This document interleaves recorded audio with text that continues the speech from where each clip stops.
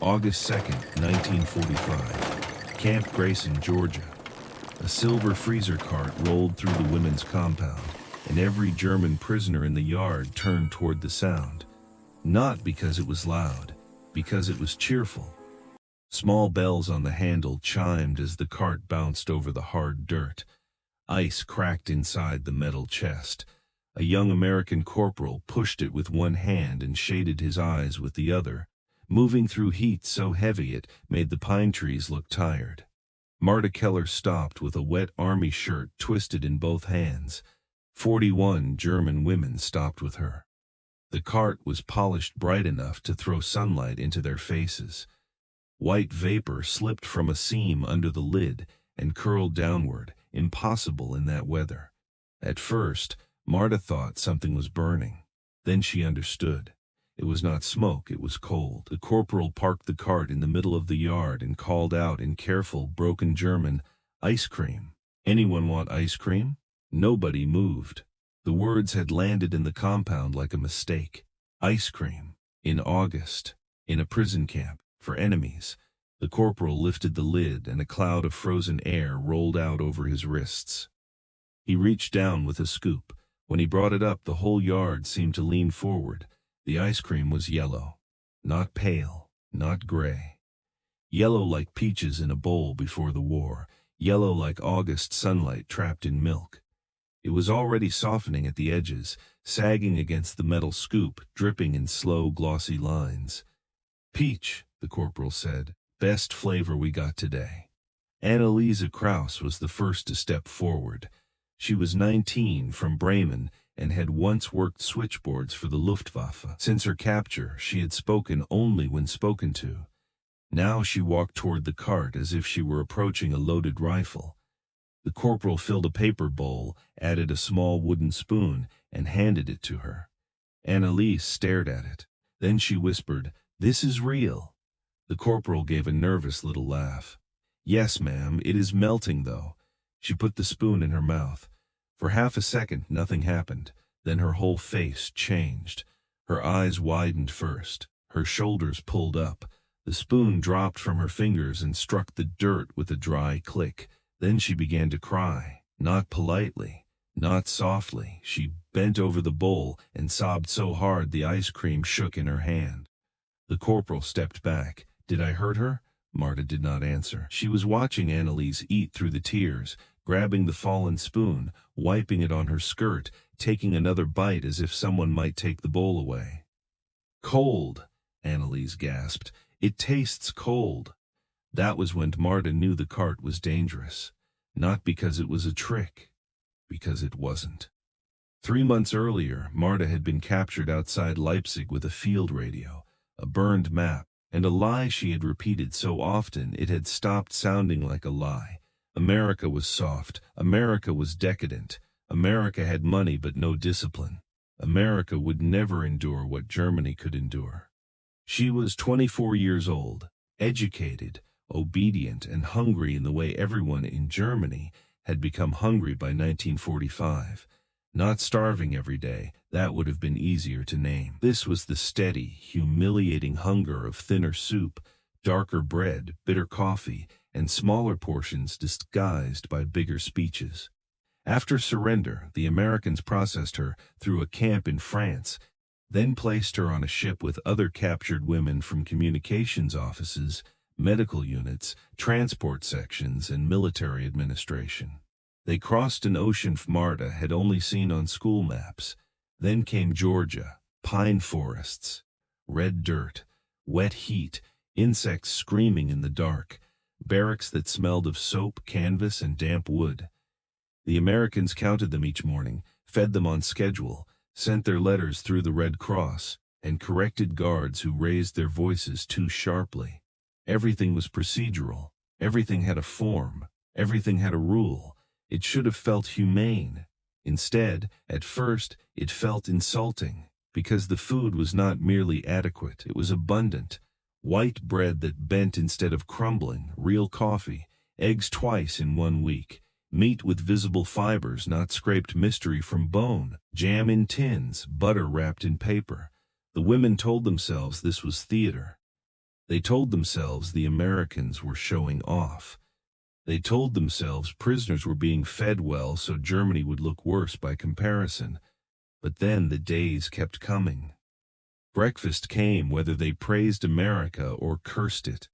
Coffee came whether they worked fast or slow. The rules kept functioning without needing to be admired. That was the first crack. The peach ice cream was the second. Marta reached the cart after Anneliese had already begged for another bowl. The corporal's name patch read Palmer. His face was sunburned, his blonde hair damp under his cap. He served her carefully, as if the scoop required precision. "Peach and vanilla?" he asked. Marta nodded. The bowl entered her hands like a piece of stolen weather. Cold soaked through the paper into her fingers. She lifted the spoon. The first bite hurt. Cold struck her teeth, her jaw, the roof of her mouth. Then came the sweetness, real sugar, not the chemical sweetness of tablets dissolved in bitter tea, not ration substitutes, not wartime inventions with names that pretended to be food. Sugar, cream, peach. The flavor was too bright, too clean, almost offensive. It moved through her mouth and opened rooms she had locked years earlier. Her mother's kitchen in 1938, a chipped bowl on the window ledge. Her younger brother, Paul, stealing slices of peach with sticky hands. Paul had frozen to death somewhere outside Vitebsk in the winter of 1943. The telegram had used honorable words. It had not mentioned frozen feet, lice, or hunger. Marta swallowed. The ice cream melted down her throat, and for one terrifying moment her brother was not a soldier in a grave she had never seen. He was a boy laughing with peach juice on his chin. Marta took another bite before memory could close. Around the yard, women were breaking in different ways. Ilse Vogt, who had driven supply trucks until fuel disappeared, sat flat on the ground and scraped her bowl as if polishing metal. Lotte Ryman laughed once, sharply, then pressed both hands over her mouth. A nurse named B.A. stood with the spoon untouched, tears dropping directly into the ice cream, making little dimples in the yellow surface, and Frau Brenner watched from the shade with her arms crossed. She was 51, a former administrator from Munich, and she still wore defeat like an insult someone else had committed. "Do not eat it," she said. No one listened. "It's not kindness," Frau Brenner snapped. "It's treatment, conditioning. They want gratitude." Marta looked down at the bowl in her hands. Maybe that was true.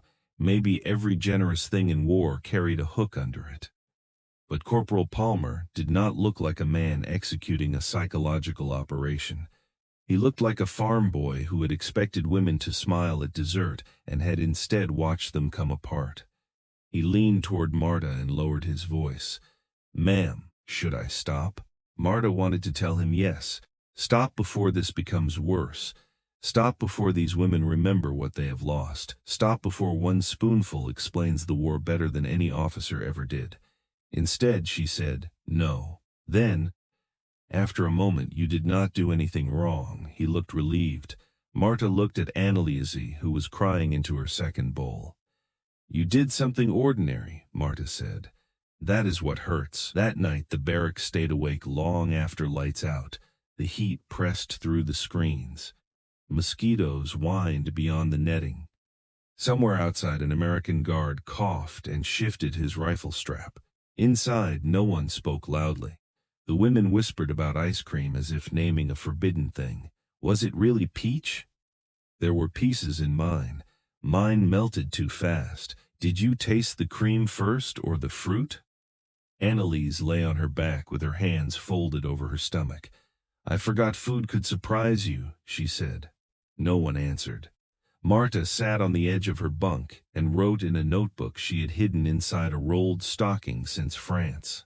August 2nd, 1945. Today the Americans gave us peach ice cream. She stopped there. How could she write the rest? That Anneliese had cried as if someone had died. That Ilse had licked a paper bowl clean. That Beat had said the word mother once, then turned her face to the wall. That Marta herself had nearly hated the Americans more for that bowl than for the guards, the wire, the counting, the captivity. Cruelty would have fit the shape of the world she understood. Cruelty would have confirmed the speeches. Cruelty would have let her remain intact. But the ice cream had arrived without ceremony, without punishment, without triumph. It came because it was hot, because a freezer cart existed, because somewhere beyond the wire, American farms produced milk, factories produced sugar, rail lines moved ice, trucks moved food, and a military that had crossed oceans still had enough spare comfort to hand frozen dessert to prisoners on a Thursday afternoon. The bowl was small. The system behind it was enormous. Frau Brenner understood that too, though she refused to say it. Later that night, Marta found her sitting alone near the washroom, staring at her hands. "My daughters are in Munich," Frau Brenner said, without looking up. "If the roof has held, they are lucky. If they have potatoes, they are blessed." Marta stood in the doorway. Frau Brenner's mouth tightened. "And today I watched fools cry over American cream. They were hungry," Marta said. "We are all hungry." "No," Marta said quietly. "Not here." The words struck harder than she intended. Frau Brenner looked up. For a moment, the older woman's face lost its hardness, and Marta saw something underneath it. Not loyalty. Fear. Because if the Americans could feed prisoners this way, then Germany had not been beaten by weakness. It had been beaten by an abundance it had never understood. The cart returned 4 days later. This time there were 2 flavors, chocolate and something Corporal Palmer called butter pecan. None of the women knew what pecan meant. "It is a nut," he explained. "Why is there a nut in ice cream?" Ilse demanded. Palmer shrugged. "Because it tastes good." That answer caused a silence. Because it tastes good, not because it was efficient, not because it was patriotic, not because sacrifice required it, not because the state had approved it, not because there was a holiday, an officer inspection, or a propaganda photograph. Because it tasted good. An American woman guard, Sergeant Miller, was standing nearby with sweat darkening the back of her shirt. She laughed when Ilse kept poking the nut pieces with her spoon. "You don't have to examine it," Miller said. "Just eat it." Ilse looked offended. "In Germany, nuts do not appear in ice cream for no reason." Miller grinned. "Here they do." The exchange lasted less than a minute, but Marta remembered it for the rest of her life. A German prisoner and an American guard arguing casually about whether nuts belonged in dessert, not ideology, not surrender, not guilt, texture, preference, taste, the normal stupidity of peace appearing inside a fenced camp. After that, the women began to wait for the cart. They pretended not to. They continued laundry, sewing, kitchen duty, and camp classes. They practiced English phrases. They wrote letters on thin paper. They counted the days since Germany's surrender, and avoided saying what waited at home. But when the bells on the freezer cart sounded near the gate, every head turned. The flavors became a private geography. Chocolate was serious. Vanilla was pure.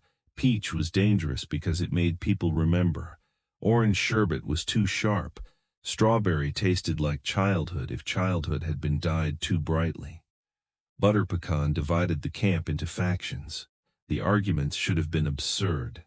They were absurd. That was why they mattered. These women had survived a system that turned private pleasure into public weakness. Every appetite was supposed to belong to the nation. Every comfort had to justify itself. Every softness needed permission. Now they sat under Georgia pine trees debating dessert like free women at a cafe. Frau Brenner could not bear it. One afternoon in late August, when Anneliese declared vanilla the most honest flavor, Frau Brenner stepped into the circle. "Honest?" she said. "You speak of honesty while eating from enemy hands?" The circle went quiet. Frau Brenner's voice sharpened. "Our cities are ash, our children dig through ruins, our dead are not even counted properly, and you sit here judging American flavors." Anneliese lowered her bowl. Ilse stood. She was broad-shouldered, practical, and rarely sentimental. Before capture, she had repaired truck axles with wire and curse words. Now she held a half-eaten bowl of chocolate like evidence.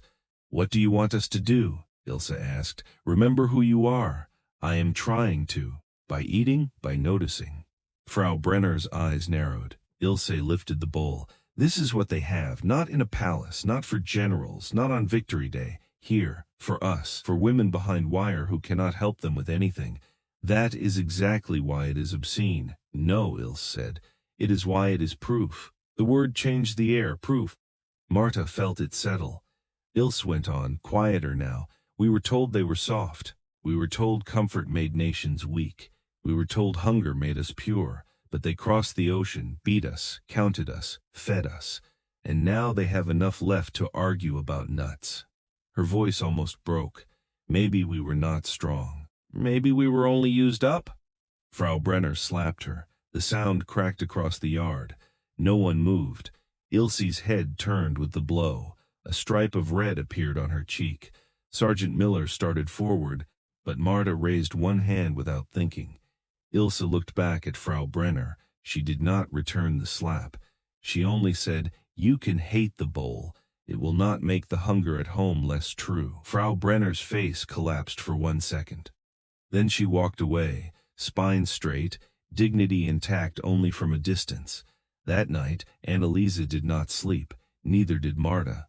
They sat outside the barracks on the wooden step, where the dark still held the day's heat.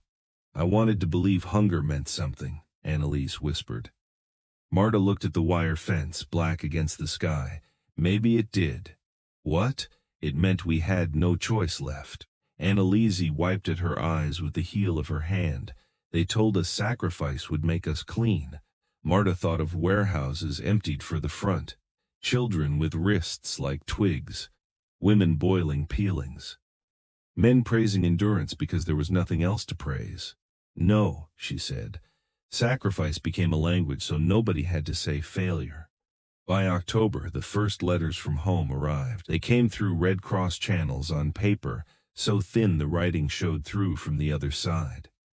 Marta received hers on the 12th. Her mother's handwriting was smaller than she remembered. The apartment in Leipzig was damaged but standing. The stairwell had no glass. The roof leaked. Paul's grave was still unknown. There was no coal yet. A neighbor had traded a wedding ring for flour. Her mother wrote, "I hope you are being treated correctly. I worry you do not have enough food." Marta read that line 3 times. Then she folded the paper and pressed it under her palm. Enough food. Outside, the freezer cart bells sounded faintly from the far gate. For the first time, Marta did not go out. She sat on her bunk while the other women rose, hesitated, and left quietly. She could hear Palmer's voice through the wall. She could hear bowls being stacked. She could hear someone laugh once and then stop. Her mother was cold in a city with broken windows. Marta was warm in an American camp, listening to ice cream being served. That was not mercy. That was an indictment, not of Palmer, not of Miller, not even of the camp, of everything that had taught her to mistake exhaustion for virtue. She wrote back that evening, "I am alive. The Americans follow the rules. I have enough to eat." She wanted to add, "I have eaten peach ice cream in August." She could not. The sentence was too cruel to send. Repatriation orders began in winter. The camp changed after that. The women who had once feared captivity now feared return. Home had become a word with broken walls inside it. In January, Frau Brenner received a letter from Munich. She read it beside the stove in the recreation room. Then she folded it badly, unfolded it, folded it again, and sat with the paper in her lap until the fire went down. The next time the freezer cart came, she joined the line. No one commented. Corporal Palmer saw her and tried to hide his surprise. "Chocolate or vanilla, ma'am?" Frau Brenner stared into the cart. "Vanilla," she said. He gave her one small scoop. She carried it to the edge of the yard and ate with her back to everyone. Marta watched her shoulders shake once. Only once. Then the older woman finished the bowl, walked to the trash barrel, and dropped it in without looking at anyone. Afterward, she said to Marta, "My youngest says they boil beet leaves." Marta nodded. Frau Brenner's eyes were dry. "She is 14. There was nothing to say. The last cart came on February 18, 1946. The women were leaving the next morning. Their names had been checked against transport lists. Their few belongings were tied in bundles. Their letters were folded into pockets. Their camp-issued blankets were stacked by the door. The Georgia winter was weak and damp. The yard smelled of mud and pine smoke. Palmer arrived near noon. He had pushed that cart into the compound so many times the bells no longer startled anyone. "Last one," he said in German that had improved badly but bravely, "for the road." This time the flavor was plain vanilla. No fruit, no nuts, no color, just cream, sugar, cold. Marta took her bowl and stood near the fence. The first bite no longer shocked her teeth the way Peach had in August. Her body had learned the cold. That, too, felt like betrayal. Annalee stood beside her. "Do you think we will ever eat this at home again?" she asked. "Yes," Marta said. She did not know if she believed it. "Not soon," Annalee said. No, they ate slowly. All over the yard, women who had arrived as prisoners of a defeated empire stood in American mud, tasting the last unnecessary sweetness before returning to necessary hunger. No one cried loudly this time. They had learned how to do it quietly. The journey home took 3 weeks. A train north, a ship east, more trains through France and into occupied Germany. At every station the world became grayer, fields scarred by tracks, bridges patched with temporary steel, cities with windows punched out, chimneys rising from neighborhoods that no longer existed. When Marta reached Leipzig in March, she recognized the street before she recognized the buildings. Too much sky showed where roofs should have been. Her mother opened the apartment door and made a sound that was not a word. She had become smaller, not shorter, reduced. Her wrists were thin, her cheeks hollow. Her hair had gone almost white at the temples. She pulled Marta inside and held her with a strength that belonged to fear, not health. That evening they ate soup made from potatoes, beet greens, and something her mother called barley, because calling it barley made the bowl less depressing. The room was lit by one oil lamp, no electricity yet. Wind came through cardboard patched over a window. Her mother watched Marta eat. "Was it terrible?" she asked. Marta knew what answer her mother needed. She needed to hear that captivity had been hard but survivable, that the enemy had not been monstrous, that her daughter had come back with her dignity. Marta put down the spoon. "No," she said. Her mother closed her eyes in relief. Then Marta added, "That was the terrible part." Her mother looked at her. Marta spoke carefully. "They followed the rules. They fed us. They gave us coffee, bread, meat." She stopped. The oil flame moved between them. "And in August," Marta said, "they gave us ice cream because it was hot." Her mother stared at her as if the words had come from another language. "Ice cream? Peach." The kitchen became very quiet. Her mother looked down at her own bowl of thin soup. For a moment Marta wished she had lied. Then her mother said, "So the speeches were worse than lies?" Marta's throat tightened. "Yes, because lies only hide truth." Marta nodded. Her mother finished the thought. These replaced it. Years later, when Marta became a teacher, she refused to make the war sound clean. She taught dates, treaties, campaigns, occupations, laws, names, camps, trials, maps. But every August, when the classroom windows stood open and the heat made the students restless, she told them about the freezer cart. At first, they always smiled.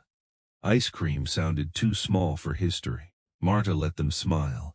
Then she described the bells, the vapor, the yellow scoop, Annalisa crying before she could swallow, Frau Brenner refusing the bowl because refusal was the last uniform she had left, the letter from Leipzig asking whether Marta had enough to eat, the last vanilla scoop before the train home. She told them that power does not always announce itself with parades. Sometimes power arrives in a paper bowl.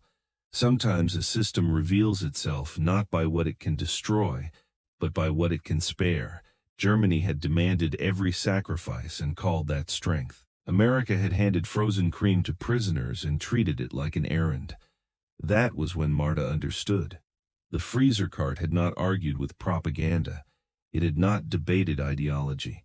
It did not accuse her, lecture her, or demand confession. It simply rolled across the yard, opened its lid, and showed what her world had spent years denying. The bowl was small, the defeat inside it was not.